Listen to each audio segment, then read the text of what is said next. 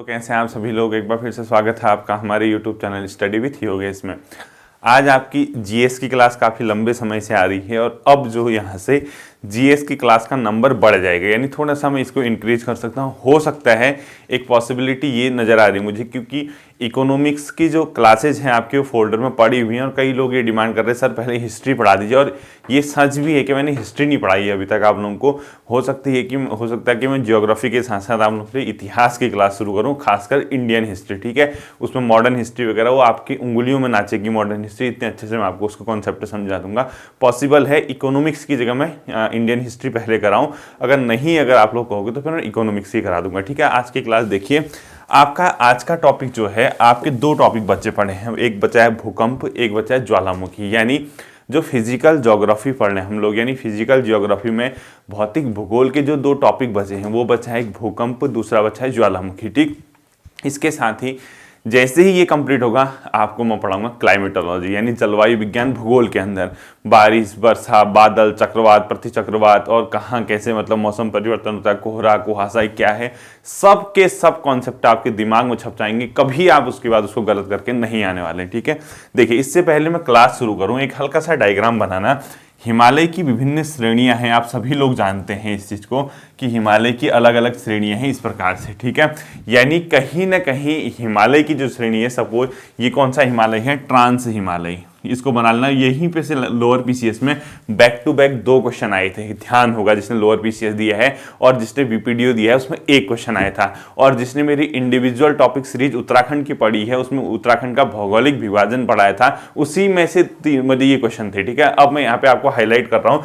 जैसे ये suppose trans Himalaya है, ये आपका कौन सा है, बृहद हिमालय हो गया, ये आपका कौन सा है, लघु हिमालय लिख लीजिए, और एक पिक और दिखा दीजिए ऐसे ही, ये आपका सपोज शिवालिक हिमालय है। ठीक है, ये कौन सा है, शिवालिक हिमालय, और ये कौन सा है, मैदान।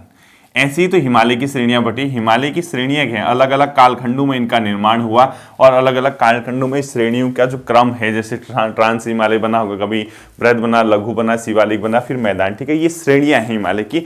तो आपको एटलीस्ट ये पता होना चाहिए कि ये जो अभी देखो डेप्थ में कब पढ़ाऊंगा, जब मैं आपको भारत का भूगोल पढ़ाऊंगा, जब हम हिमालय वगैरह इन चीजों को अच्छे से समझेंगे वहां मैं आपको पढ़ाऊंगा। अभी सिर्फ ये समझना है कि इनको सेपरेट कौन करता है। जो ट्रांस और बृहद हिमालय को सेपरेट करता है उसको बोलते हैं ITSZ। ठीक है, ITSZ इसको लिख देना, यानी IT इंडस, और आई मतलब आई का मतलब इंडस, इसके बाद सांगपो। सांगपो में टी क्या है, अपने आप में एक प्रकार का साइलेंट है। ठीक है, इंडस सांगपो मतलब एक जोन है जिसको सेपरेट करता है। ठीक है, यानी इंडस सांगपो सैचुरेट जोन लिख लो या सैचुअर जोन लिख दो इस वाले को।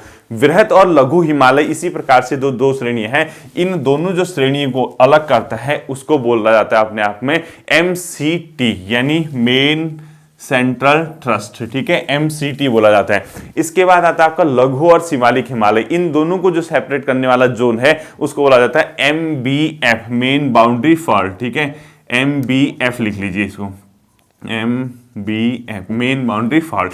तो आपको एटलीस्ट ये चीजें पता होनी चाहिए बच्चों की IT ट्रांस और बृहद हिमालय को सेपरेट करने वाले जोन को क्या बोला जाता है, बृहद और लघु हिमालय को सेपरेट करने वाले जोन को क्या बोला जाता है, लघु और शिवालिक हिमालय के जोन को सेपरेट करने वाले को क्या कहा जाता है। यही आपका ब्रह्मपुत्र, झेलम वगैरह जो नदियां हैं आप लोगों ने सुना होगा, इसी प्रकार से वो मतलब इनके मिड से होकर बहती है। अभी सिर्फ और सिर्फ हिमालय को जो सेपरेट करने वाले विभिन्न श्रेणियां हैं उनका जोन का नाम लिख लीजिए, इनको क्या बोला जाता है, ITSZ, MCT और MBF। ठीक है, तो क्वेश्चन यही पूछा गया था शायद वहां कि बृहद और लघु हिमालय को इनमें से कौन अलग करता है, MCT, ITSZ, MBF और एक HHF भी होता है यहाँ। ठीक है, HHF ये छोड़ दीजिए, इतना आपको अभी ध्यान रखना है। ठीक है, अब ये तो ठीक है जो भी है, ये मैंने अभी कोई यहाँ सिर्फ समझाने के लिए कि ये मैंने पढ़ाया हुआ है आपको। अगर आप लोग उत्तराखंड इंडिविजुअल टॉपिक सीरीज पढ़े हैं तो वहां आपको मिल जाएगा। अब हमारा मेन जो आज का टॉपिक है वो है भूकंप। ठीक है, भूकंप। और अब देखना, आप सिर्फ मैं आपको इसके फैक्ट वगैरह ही बताने वाला हूँ क्योंकि भूकंप आप बहुत अच्छे से आप लोग समझ चुके हैं। भूकंप के अंदर हमें क्या क्या पढ़ना है, देखिए सबसे पहले भूकंप क्या होता है। ठीक है, यानी ये चीज आखिर होती क्या है भूकंप, सबसे पहले ये पता होना चाहिए। दूसरा, इसके प्रकार कौन कौन से होते हैं, भूकंप के प्रकार कौन कौन से होते हैं। तीसरा, भूकंप का कारण क्या होता है, भूकंप का कारण क्या है, और चौथा ये किन क्षेत्रों में आते हैं, यानी कारण या प्रभावित क्षेत्र लिख लीजिए, कारण और प्रभावित क्षेत्र, यानी भूकंप से कौन से इफेक्टेड इलाके हैं, प्रभावित क्षेत्र, और अंतिम जो आता है इसका प्रभाव क्या पड़ता है, यानी इससे होता क्या है, इसी से आप लोग प्रभाव देखोगे तो वो डिजास्टर यानी आपदा, ठीक है, इसका प्रभाव अपने आप में है डिजास्टर, यानी इफेक्ट क्या पड़ता है इसका आपदा में। यानी अब देखिए हमने सबसे पहले ये चीजें देखनी कि भूकंप क्या है, इसके प्रकार क्या है, इसका कारण और प्रभावित क्षेत्र और प्रभाव क्या रहता है, इसका आपदा में रहता है, ठीक है। अब सबसे बड़ी चीज आती है बच्चों, इसको मैं जब पढ़ाऊं तो हमेशा ध्यान रखना क्या है, सबसे पहले क्या आता है, मैंने 2 फोर्स से पढ़ाया था आपको, इंडोजेनिक और कुछ इस टाइप का पढ़ाया होगा, अंतर्जात बल और बहिर्जात बल, अगर ध्यान होगा तो मैंने क्या कहा था, भूकंप और ज्वालामुखी अंदर से होने वाली क्रिया है, यानी ये सडन अपने आप में क्या होता है, मूवमेंट होता है, आकस्मिक संचलन जिसको मैंने कहा था, अगर पुरानी प्रीवियस क्लासेस देखी होंगी तो होता क्या है, अंतर्जात बल के कारण पृथ्वी की सतह पे होने वाला मतलब अचानक जो संचलन होता है, आकस्मिक संचलन, उसी को अपने आप में क्या कहते हैं, भूकंप कहते हैं। तो इसमें क्या है कि नीचे सीधे सीधे लिख लो, अंतर्जात बल से पृथ्वी की सतह पर आकस्मिक संचलन, ठीक है, अंतर्जात बल से पृथ्वी की सतह पर सडन जो मूवमेंट होता है, पृथ्वी की सरफेस पर, अर्थ की सरफेस पर, सतह पर सडन मतलब आकस्मिक संचलन, ठीक है, यानी एक प्रकार का मूवमेंट है जो सडन होता है पृथ्वी की सतह पर, उसी को क्या कहते हैं, भूकंप कहते हैं। और ये आता किस फोर्स से, अंतर्जात बल, ध्यान रखना ये अंतर्जात बल से आता है, इस पॉइंट को हाईलाइट करना है, अंतर्जात बल के भूकंप आने का मुख्य कारण जो है वो है अपने आप में मतलब ये अंतर्जात बल, ठीक है। अब मैं सबसे पहले इसको पढ़ाऊं, आप लोगों ने इतना नोट कर लिया होगा, मैं सबसे पहले भूकंप का जो प्रकार है, यानी इसकी जो कैटेगरी अब क्या है, तो ये पता मतलब बताने की जरूरत नहीं है, 1 डे एग्जाम है आपका, आप लोग खुद ही जानते हैं। जब इसके प्रकार की ओर आओगे, सबसे पहले हम इसके उद्गम केंद्र, यानी इसका उद्गम कहां हो रहा है, यानी ये निकल कहां से रहा है, ये कहां पर ये जनरेट हो रहा है, उसके अकॉर्डिंग हम लोग इसको सबसे पहले क्या करना चाहेंगे, कैटेगराइज करना चाहेंगे, ठीक है। अब उद्गम केंद्र के आधार पर इसको कैटेगराइज करते रहोगे, कहां से ये भूकंप हो रहा है, तो उसके लिए एक छोटा सा मैं आपको डायग्राम बताता हूं, ठीक है, किस पॉइंट पे आखिर ये उद्गम हो रहा, उद्गम मतलब कहां पे ये जनरेट हो रहा है, ठीक है, कौन से पॉइंट पे हो रहा है, उसके आधार पे देखिए। आप सब लोग जानते हैं पृथ्वी की आंतरिक सतह पे विभिन्न प्रकार की प्लेट हैं जो आपस में क्या करते हैं, मूवमेंट यानी क्या करते हैं, संचलन करते हैं, ठीक है। ये डायग्राम बना देना, ये बहुत इंपॉर्टेंट डायग्राम है आपके लिए, ये इस प्रकार से, ठीक है।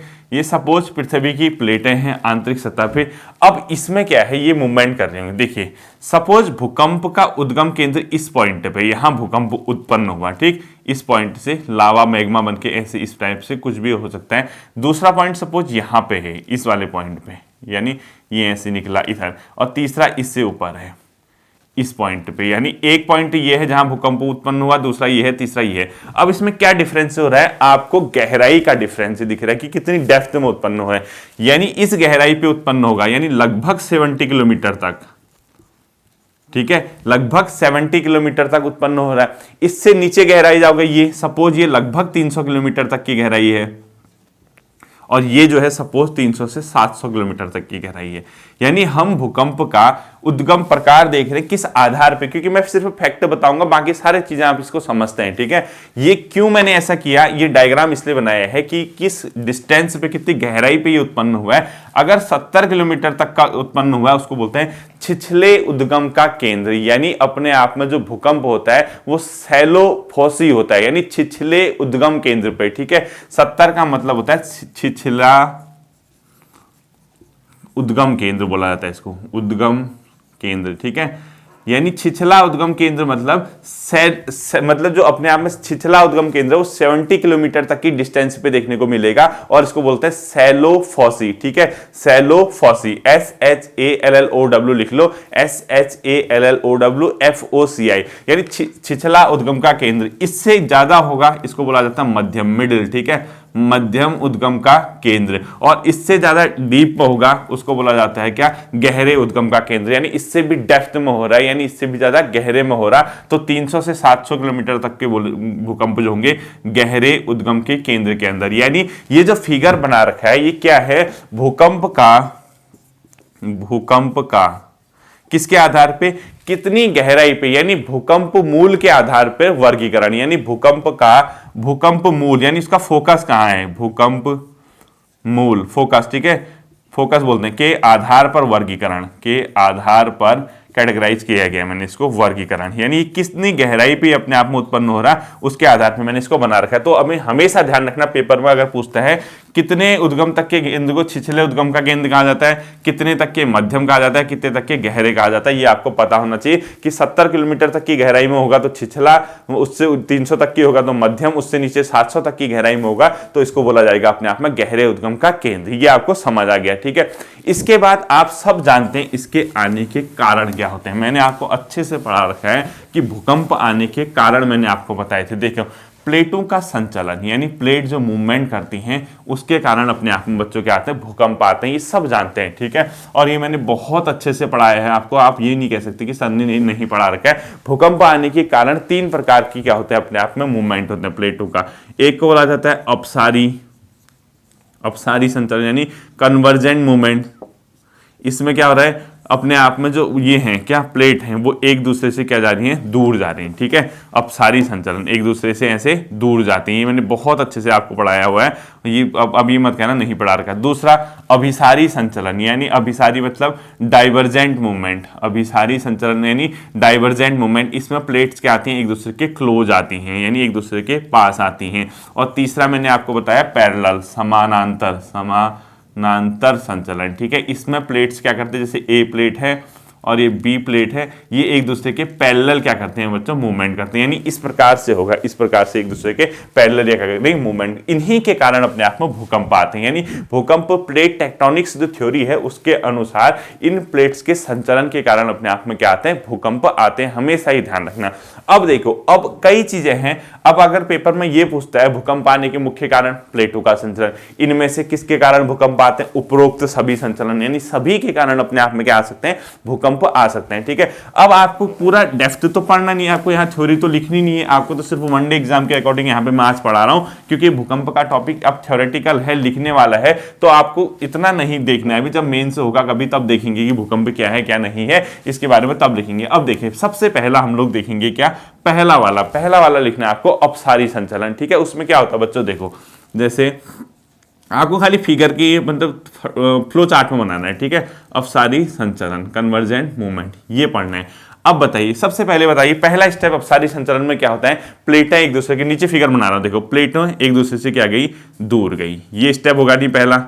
यानी आप खुद ही बताओ, प्लेटें एक दूसरे से दूर जाएंगी, जब वो प्लेटें एक दूसरे से दूर जाती हैं तो एक ऐसा पॉइंट होता है जब उनकी चौड़ाई बढ़ रही होगी, यानी जैसे ये 2 प्लेट हैं, जैसे मेरे हाथ हैं, अब ये दूर जा रही है तो एक ऐसा पॉइंट होगा इनकी चौड़ाई क्या होगी, बढ़ेगी, ठीक है। यानी इसके बाद अगर इनकी चौड़ाई क्या होती है, बढ़ती है, चौड़ाई इंक्रीज के लिए ऊपर कर दिया मैंने एरो, डिक्रीज यानी घटने के लिए नीचे कर दूंगा, ठीक है। सेकंड स्टेप में सपोज इनकी चौड़ाई बढ़ेगी, जैसे ही किसी चीज की चौड़ाई बढ़ती है तो इनके बीच जो प्रेशर लग रहा था, यानी दाब लग रहा था, वो क्या हो जाएगा, कम हो जाएगा, यानी प्रेशर अपने आप में क्या हो जाएगा, कम होगा, यानी दाब क्या हो जाएगा, कम।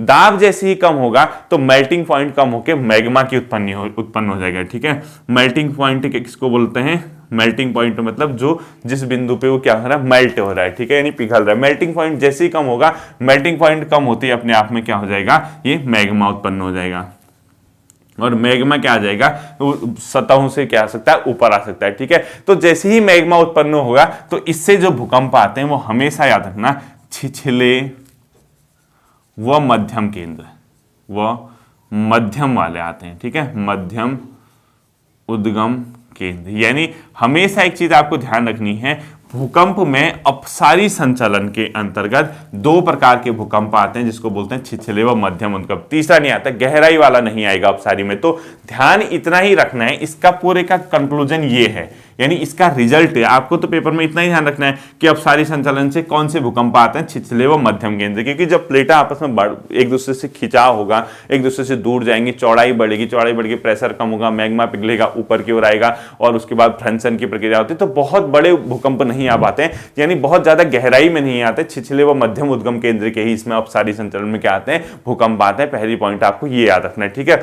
दूसरा पॉइंट देखो, जैसे अपसारी हो गया, इसको लिखने का अभिसारी संचलन मैंने आपको बताया था, डाइवर्जेंट मूवमेंट, अगर आपको ध्यान होगा, अभिसारी संचलन में उसको हमेशा से कहता आया हूं अभिसारी, ठीक है, अभिसारी।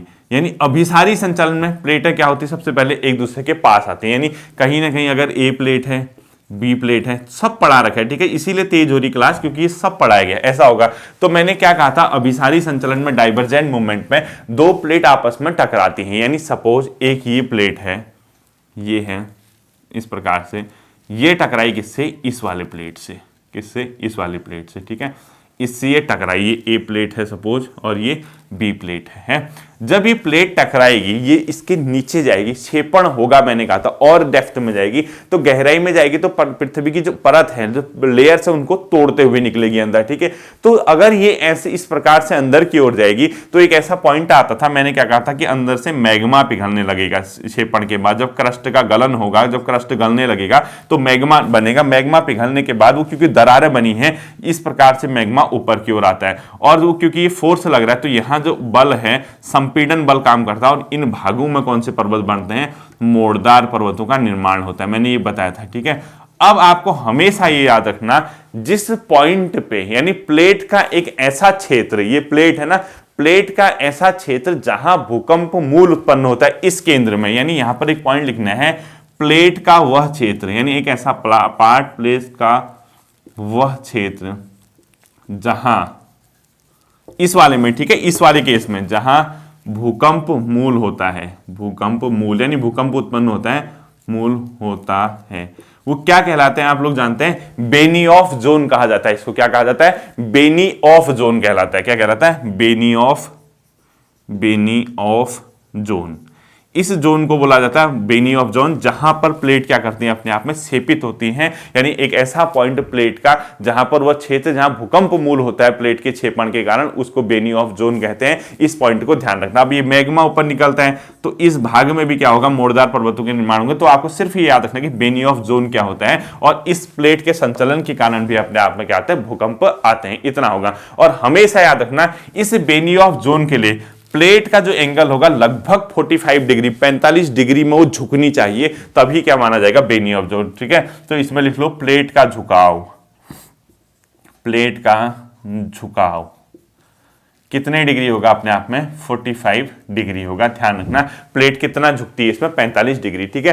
अब ये चीजें कई लोग कह रहे होंगे सर क्या पढ़ा रहे हैं, क्या पढ़ा रहे हैं, समझ नहीं आ रहा। ये उसको समझ आएगा जिसने टोटल सारी क्लासेस देखी हैं पुरानी, ये प्लेट कैसे मूवमेंट होती है, मोड़दार पर्वत कैसे बनते हैं, बहुत अच्छे से आपको समझाया गया है। इसीलिए यहाँ सिर्फ हाईलाइटेड पॉइंट है। भूकंप उद्गम केंद्र के आधार पर 3 भागों में, छिछले कौन से होते हैं, मध्यम कौन से होते हैं, डेप्थ वाले कौन से होते हैं, बेनियोफ जोन क्या किसे कहते हैं, प्लेटों का मूवमेंट जो होता है 3 प्रकार से, उनमें से किस किस कारण भूकंप आते हैं, तीनों के कारण क्या आते हैं, अपने आप में भूकंप आते हैं, ठीक है। तो ये सेकंड क्या हो गया, अपने आप में अभिसारी संचलन, यानी इसके कारण भी क्या आते हैं, भूकंप। तीसरा जो होता है अपने आप में कौन सा भूकंप होता है, वो समानांतर संचलन, और इसी से सर्वाधिक इंटेंसिटी के क्या आते हैं, भूकंप आते हैं। यानी तीसरा क्या है, समानांतर संचलन, ठीक है, यानी पैरेलल समानांतर संचलन, यानी पैरेलल मूवमेंट। इसमें क्या होगा, जैसे सपोज एक प्लेट ये है ए, दूसरी प्लेट ये है बी, ये इस लाइन में एक दूसरे के पैरेलल क्या कर रहे होंगे, मूवमेंट। ये भी ए होगा, ये बी, सपोज कुछ भी हो सकता है नाम अलग अलग, जरूरी नहीं ए बी हो, तो ये अपने आप में क्या करते हैं, पैरेलल मूवमेंट। इससे क्या होता है, फ्रिक्शन उत्पन्न होता है, घर्षण उत्पन्न होता है, तो एनर्जी रिलीज होती है, उसी एनर्जी के कारण भूकंप आते हैं। तो इसके आगे आपने लिखना है कि सर्वाधिक तीव्रता के जो भूकंप आते हैं वो इसी से आते हैं, तो इंटेंसिटी सर्वाधिक होती है, सर्वाधिक तीव्रता के भूकंप इससे आते हैं, ठीक है, ये लिख लीजिए। इससे आगे देखिए आप लोग क्या है, इससे क्या आता है, अपने आप में सर्वाधिक इंटेंसिटी के क्या आते हैं, भूकंप आते हैं। और इससे जो भूकंप आएगा वो मात्र कौन सा आएगा, छिछले उद्गम का, छिछले मतलब जो पहला वाला बताया था, ठीक है, बहुत गहराई वाले नहीं आते क्योंकि पैरेलल हैं, छिछले उद्गम के इससे क्या आते हैं, भूकंप आते हैं। अब एक चीज ध्यान रखना, पहले वाले में 2 आएंगे, छिछले व मध्यम लिख लो, मतलब जो पहला आपको क्या होगा, अपसारी संचलन, यानी कन्वर्जेंट मूवमेंट में 2 लिख लो, छिछले और मध्यम। दूसरा वाला अभिसारी वाले में आप लोगों ने क्या लिखना है, छिछला, मध्यम और गहरे उद्गम के केंद्र, तीनों लिखना है। इससे पहले वाले के में जहां पे स्पेस बचा होगा कॉपी में, जो अपने आप में मैंने क्या बताया था, अभिसारी, अभिसारी में तीनों प्रकार के आपने भूकंप आने हैं, ठीक है, कौन कौन से, छिछला 70 किलोमीटर तक, मध्यम 300 और गहरा, यानी तीनों प्रकार के भूकंप आते हैं उसके अंदर लिखो। ठीक है, वो क्यों? क्योंकि वो तो डिपेंड करता है ना प्लेट कितने गहराई में गई है, वो तो डिपेंड करेगा प्लेट पे। प्लेट बहुत अधिक गहराई में चलेगी, हैवी प्लेट है, तो वो अपने आप स्वाभाविक सी बात है उसके उतने नीचे भूकंप उत्पन्न होगा। अब समानांतर पैरेलल में तो प्लेट गहराई में जा ही नहीं रही, वो तो पैरेलल मूवमेंट कर रहे हैं, तो कहां गहराई में जाएगी। ठीक है, ये ध्यान रखने वाली बात है, ये समानांतर संचलन का आपको पता चल गया। अब देखिए, अब हमने कुछ फैक्ट देखने, और ये क्लास ओवरऑल फैक्ट बेस पे ही आपको मैं बता रहा हूं, और ये बहुत ज्यादा नहीं बढ़ा रहा हूं। ठीक है, देखिए इसमें मैंने एक पॉइंट आता है, उसको बोलता है भूकंप मूल यानी फोकस। पहला लिखो, भूकंप मूल किसको कहते हैं? भूकंप मूल यानी फोकस। तो इसके आगे आपने लिखना है भूकंप मूल यानी फोकस आंतरिक परत पर जहां भूकंप उत्पन्न होते हैं। ठीक है, यानी जहां भूकंप की उत्पन्न होगी, जहां भूकंप उत्पन्न उसको क्या बोला जाता है? फोकस। सपोज ये है एक अर्थ का मतलब सर यहाँ पर कोई पॉइंट है, ये जो यहाँ पर भूकंप उत्पन्न हो रहा है, तो इसको बोला जाता है भूकंप मूल। ठीक है, इसके फोकस बोलते हैं इसको इंग्लिश में। ठीक है, इसके बाद ये कहीं ना कहीं सतह पे जहां पे फील किया जाएगा सबसे पहले, उसको बोला जाएगा अधिकेंद्र, इपीसेंटर। अधिकेंद्र इंग्लिश में बोलते हैं इपीसेंटर। इपीसेंटर एक ऐसा पॉइंट लिखो भूकंप मूल से पृथ्वी पर वह निकटतम दूरी जहां सर्वप्रथम भूकंप फील किया जाता है। यानी भूकंप मूल से पृथ्वी की सतह पे सबसे नजदीक यहां पर सबसे पहले भूकंप फील हो रहा है, तो इसको बोला जाएगा इपीसेंटर अर्थात अधिकेंद्र। यानी इसके आगे लिखना है अधिकेंद्र के भूकंप मूल से वह पृथ्वी की सतह पर वह बिंदु जहां सर्वप्रथम भूकंप महसूस किया गया, जहां सर्वप्रथम भूकंप पहुंचता है। ठीक है, जहां सर्वप्रथम भूकंप क्या महसूस किया गया है, जहां पर पृथ्वी के निकटतम स्थान जहां सर्वप्रथम भूकंप आता है, जहां सर्वप्रथम भूकंप की तरंग पहुंचती है, उस स्थान को क्या कहा जाता है? अधिकेंद्र। या भूकंप की तरंग लिख दो, भूकंप की तरंग या भूकंप महसूस, उस पॉइंट को बोला जाता है अधिकेंद्र। वो रहा। ठीक है, यहाँ भूकंप उत्पन्न हुआ, भूकंप मूल यानी फोकस, और ये इपीसेंटर जहां सबसे पहले इसको महसूस किया गया। इसके लिए 3 प्रकार की तरंग होती है बच्चों। कौन कौन सी? मैंने सब पढ़ा रखा है। ठीक है, पी तरंग, एस तरंग और एल तरंग, यानी प्राइमरी, सेकेंडरी और जो तीसरी बताई थी मैंने। ठीक है, इसमें सर्वाधिक तीव्रता की जो भूकंप आते हैं इस एल तरंग से आते हैं। यानी सर्वाधिक इंटेंसिटी किसकी होती है? सर्वाधिक तीव्रता, सब बताया गया है आपको ये के भूकंप किससे आते हैं? एल तरंग से आते हैं, ध्यान रखना है। ठीक है, और इसमें से सर्वाधिक कमजोर जो भूकंप यानी सबसे कम तीव्रता के आएंगे वो पी से। क्यों? पी तीनों मीडियम में चलती है, सबसे कम तीव्रता की। अब तीनों मीडियम में चलेगा, ठोस जल मतलब ठोस, द्रव, गैस, तीनों में चलेगा, ज्यादा ट्रेवल करना पड़ता है तो स्पीड कम हो जाती है, क्योंकि ये सरफेस पे ही होता है, इसलिए सर्वाधिक तीव्रता के भूकंप। और सबसे कम तीव्रता के भूकंप किस तरंग से आते हैं? सबसे कम तीव्रता के भूकंप वो किससे आएंगे? अपने आप में एल तरंग से आएंगे। ठीक है, इसको भी आपने तरंग के अंदर ध्यान रखना है। इसके बाद देखो भूकंप का विश्व में जो वितरण है, ध्यान रखना, डिस्ट्रीब्यूशन है, कहां पे है? जहां पर अपसारी प्लेटों का संचलन हो रहा, अपसारी मतलब एक दूसरे से दूर जा रही हैं, वहां वो बेसिकली प्रशांत महासागरीय क्षेत्र है, अटलांटिक महासागरीय क्षेत्र है और हिंद महासागरीय क्षेत्र है। वहां क्या क्या बने हैं? अपने आप में कटक का निर्माण हुआ है। कटक मैंने बताया था रिज। ठीक है, तो अगर आप लोग विश्व में भूकंप क्षेत्र का वितरण पढ़ेंगे, किन किन भागों में भूकंप का वितरण है पूरे विश्व में, तो हमेशा याद रखना जिन भागों में अपसारी संचलन हो रहा होगा, यानी जहां अपने आप में अपसारी प्लेट होंगी, वहां देखो एक बार ऐसे लिख लो। ठीक है, भूकंप का वितरण, ये समझ जाओगे आप। भूकंप का विश्व में वितरण कहां?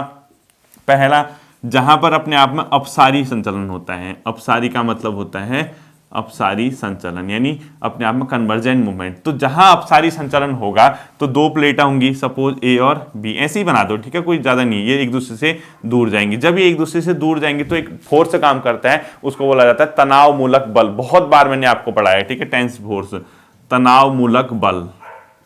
ये ऐसा नहीं है कि नहीं पढ़ाया गया। जैसे ही तनाव मूलक बल लगेगा, एक दूसरे से प्लेटें दूर जाएंगी, तो एक प्रक्रिया होती है जिसको बोलते हैं भ्रंशन।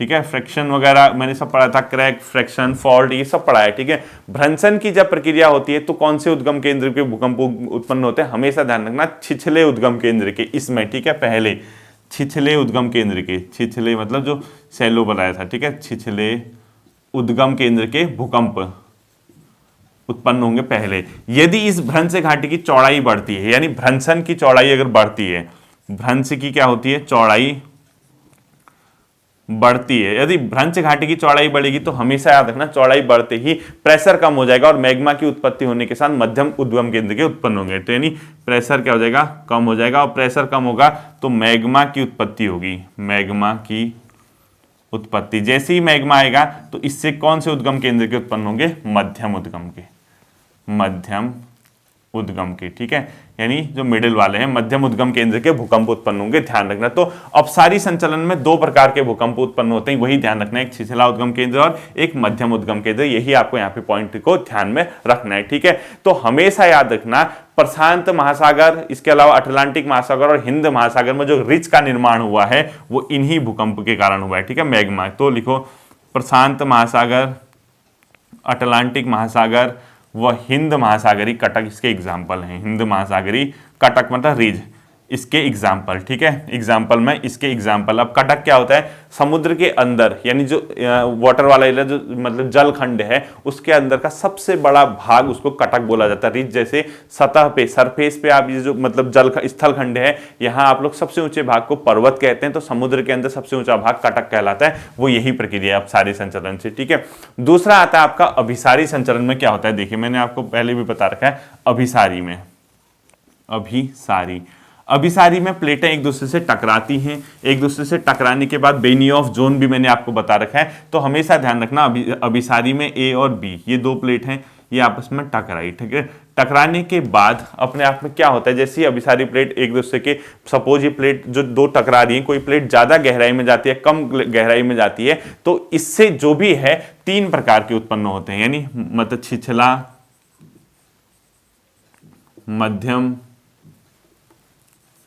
और तीसरा छिछला, मध्यम और गहराई वाला। तीसरे वाले को क्या बताया? गहरे उद्गम के केंद्र, गहरे उद्गम केंद्र। अब आप कहोगे सर ये कैसे? ये ऐसे कि जब दो प्लेटें आपस में टकराएंगी, सपोज बहुत ज्यादा गहराई में नहीं गया, बहुत ज्यादा गहराई में नहीं होगा तो कौन सा भूकंप उत्पन्न होगा? छिछला। उससे ज्यादा गहराई में गया, मध्यम। बहुत गहराई में चले गया, उसके बाद उसको क्या कहा जाता है? गहरे उद्गम का केंद्र, ठीक है। वो तो डिपेंड करता है प्लेट कितने अंदर जा रही है, कितना, कौन सी, किसका स्पीड ज्यादा है, किसका कौन भारी है, क्या है। और वो क्षेत्र जहां पर ये अपने आप में भूकंप उत्पन्न होता है उसको क्या बोला जाता है? बेनियोफ जोन, ठीक है। ये बेनियोफ जोन वाला पॉइंट आप लोगों को ध्यान रखना है। बाकी इसमें मैं कुछ नहीं लिखा रहा, आप खुद ही समझते हैं कि महासागरी प्लेट जब अंदर चली जाएगी, ज्यादा गहराई में जाएगी, कितनी गहराई में जा रही है, उसके आधार पे क्या होता है जो भूकंप उत्पन्न होता है, मतलब कौन से केंद्र का होता है। तीसरा होगा समानांतर। समानांतर में मैंने बता दिया आपको, समानांतर, इसके अंदर समानांतर में क्या करना है? सिर्फ एक ही प्रकार का उत्पन्न होता है, उसको बोला जाता है छिछले उद्गम का, ठीक है। छिछले उद्गम के केंद्र इसमें उत्पन्न होते हैं, इसके अलावा कुछ नहीं देखना है। अब देखिए कुछ फैक्ट, आपको एक चीज बताता हूं, हिमालय का जो क्षेत्र है, हिमालयी क्षेत्र, वहां हमेशा याद रखना छिछले उद्गम केंद्र का बहुत भयंकर भूकंप नहीं आते हैं। क्षेपण अधिक गहराई तक न होने के कारण छिछले उद्गम के भूकंप आते हैं, ठीक है। तो लिखो, नोट करके लिखो, हिमालय क्षेत्र में, नोट करके लिखना है, ठीक है। हिमालय क्षेत्र में छिछले उद्गम का केंद्र उत्पन्न, छिछले भूकंप आते हैं, छिछले उद्गम वाले भूकंप आते हैं, यानी बहुत गहरा, क्योंकि प्लेट क्या है, जो हिमालयन यूरेशियन प्लेट और जो अपने आप में भारतीय प्लेट टकराती है, उसमें जो प्लेट का क्षेपण हुआ है, जब मैंने दोनों को टकराई थी तो बहुत अंदर तक नहीं जाती है हिमालयन प्लेट, मतलब ये जो यहाँ पर प्लेट जाती है अंदर, तो वो बहुत अधिक गहराई तक न जाने की वजह से यहाँ क्या होता है कि छिछले उद्गम के केंद्र उत्पन्न होते हैं, ठीक है। इतना आपको ध्यान रखना। अब एक दो फैक्ट देख लीजिए। फैक्ट के अंदर पहला फैक्ट लिखना है, भूकंपी तरंगों का अध्ययन किसमें किया जाता है? सिस्मोग्राफ। पहला लिखो, भूकंपी तरंगों का अध्ययन, सिस्मोग्राफ, यानी सिस्मोग्राफ क्या है? भूकंपी तरंगों का अध्ययन। भूकंपी तरंग का अध्ययन किसमें किया जाता है? सिस्मोग्राफ। एक ही पॉइंट आपको याद रखना है, भूकंपी तरंग का अध्ययन किसमें किया जाता है? सिस्मोग्राफ। दूसरा पॉइंट आपने रखना है, भूकंप विज्ञान को सिस्मोलॉजी कहते हैं, ठीक है। भूकंप विज्ञान क्या है अपने आप में? सिस्मोलॉजी। जैसे पूछता है ना कभी ये लॉजी वो लॉजी, इस टाइप का अपने आप पता है, तो सिस्मोलॉजी लिखो, सिस्मोलॉजी। ये क्या है? अपने आप में भूकंप विज्ञान है। और तीसरा पॉइंट आपको लिखना है, भूकंप की तीव्रता का मापन, यानी इंटेंसिटी किसमें नापते हैं? भूकंप तीव्रता का मापन। इसके लिए दो स्केल आते हैं अपने आप में, एक को बोला जाता है क्या? मर्केली पैमाना, उसमें 1 से 12 तक के अंक होते हैं। मर्केली पैमाना, मर्केली पैमाना, इसमें 1 से 12 तक के अंक होंगे। इंटेंसिटी देख लेंगे, जैसे 6 इंटेंसिटी का, 7 इंटेंसिटी का। दूसरा होता है रिएक्टर स्केल, रिएक्टर या रिएक्टर स्केल, ठीक है। इसमें जो होता है 1 से 9 तक के अपने आप में क्या होते हैं, डिजिट होते हैं, यानी 1 से 9 तक के इसमें अंक होंगे। ये मोस्ट इंपोर्टेंट है और ध्यान रखना, हमेशा इसी में रिएक्टर स्केल में भूकंप की तीव्रता को क्या किया जाता है, मापा जाता है। और इसकी जो खोज की थी वो चार्ल्स फ्रांसिस ने 1935 में की थी, रिएक्टर स्केल की 1935 में चार्ल्स फ्रांसिस ने इसकी खोज की थी। ठीक है, फ्रांसिस ने इसकी क्या की थी, खोज की थी। रिएक्टर स्केल में क्या होता है आपको बता रहा हूं, जैसे ये लगा दिया, ये लगा कहां पे होता है पता है आपको, अधिकेंद्र, जहां पे इपी सेंटर है, जहां पे सबसे पहले भूकंप महसूस किया जाता है, वहां पे इसको लगाया जाता है। तो इसको लिखो, ये अधिकेंद्र पर लगाया जाता है, इपी सेंटर अधिकेंद्र पर होता है। अधिकेंद्र पे इसको फिट कर देंगे तो वहां पे पकड़ लेगा। ये क्या होता है, जैसे कहीं पे 3 इंटेंसिटी का भूकंप आया, ठीक है। सपोज अगर कहीं 4 इंटेंसिटी कह दिया, इसमें कितना डिफरेंस होता है पता है, 10 टाइम ज्यादा, इंटू 10। यानी अगर पहला अंक जो है, यानी 2 केंद्र का आएगा, जो 2 से 3 होने में 10 गुना ज्यादा उसकी इंटेंसिटी होती है। यानी प्रीवियस वाला जो नंबर है उसके आगे वाले नंबर के से 10 गुना ज्यादा होता है, मतलब आगे वाला नंबर पहले वाले नंबर से 10 गुना ज्यादा होता है। कहीं अगर कोई कहेगा कि 4 इंटेंसिटी का भूकंप आया, दूसरे में 5 कहेगा, तो कोई मामूली बात नहीं है। 4 इंटेंसिटी में अगर 10 आया था, तो 5 इंटेंसिटी में 10 इंटू 10 100 के बराबर उसकी इंटेंसिटी होगी, नहीं 10 गुना ज्यादा होता है, 10 टाइम उससे अधिक होता है अपने आप में ये। ठीक है, ये था आपका एक छोटी सी कॉन्सेप्ट बेस, तो नहीं कहूंगा क्योंकि कॉन्सेप्ट हमने पहले पढ़ ली है। फैक्ट बेस्ड क्लास, होपफुली आपकी ये क्लास समझ आई होगी। आप लोग इसको अच्छे से तैयार कर लेना, हम लोग फिर देखेंगे आपके साथ अगले क्लास में। अपना ध्यान रखिए, थैंक यू।